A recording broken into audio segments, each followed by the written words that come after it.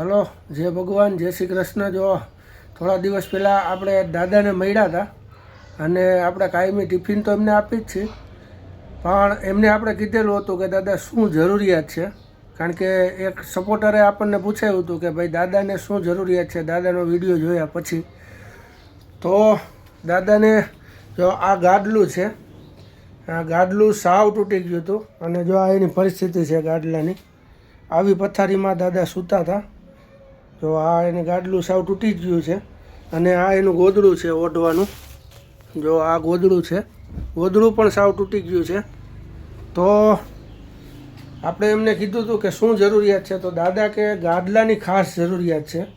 તો ગાદલું સારા મહિલું આપણે લઈ લીધું છે અને આ ઓશીકું છે, આ ઓશીકું છે અને આ એના બેડશીટ છે, ડબલ બેડશીટ છે 2.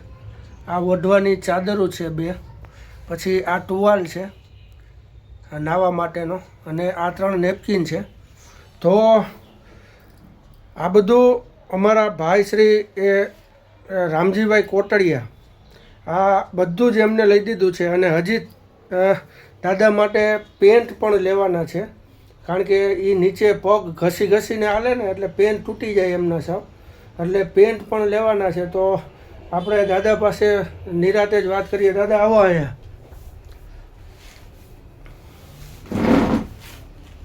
જો દાદા આવી રીતના હાલતા હોય. અહીંયા બેસી જાઓ દાદા પલંગ ઉપર. ભલે ભલે ભલે રહ્યું દાદા, એમાં કાંઈ ટાઢનું એમાં કાંઈ ન.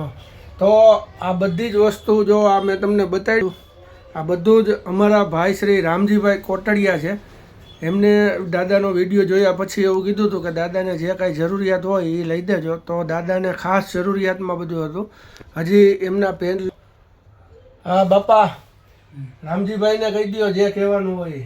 જો આ બધું જોતું હતું ને, મારે ગાડલું તૂટેલું ઓછું ગોચર તૂટેલા હતા. વિશાલભાઈ મને કીધું જે જોઈ એ કયો, એટલે મેં વિશાલભાઈને કીધું એ દઈ દીધું ને.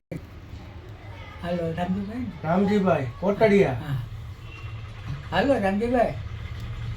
હા, ભગવાન તમને જાજુ આપશે. બહુ બહુ તમારે કાંઈ વાંધો નહીં આવવા દે. તમને અમારા જેવા બધાના વડીલોના આશીર્વાદ છે, કાંઈ વાંધો નહીં આવે. એટલે દાદાનું કહેવાનું એવું છે રામજીભાઈ કે બસ આપની ઉપર કાયમ ભગવાનની કૃપા વરસતી રહે અને આવા વડીલોના આશીર્વાદ કાયમી આપની ઉપર બની રહે. કારણ કે આ લોકો એવી જિંદગી જીવતા હોય કે ખરેખર આપણે એમ થાય કે ઈશ્વરે આપણને ખૂબ સારી રીતે જિંદગી આપી છે અને બસ આપણે આવી જ રીતના કાયમી આપણે કારણ કે માણસની મદદ નહીં કરે તો કોણ કરશે.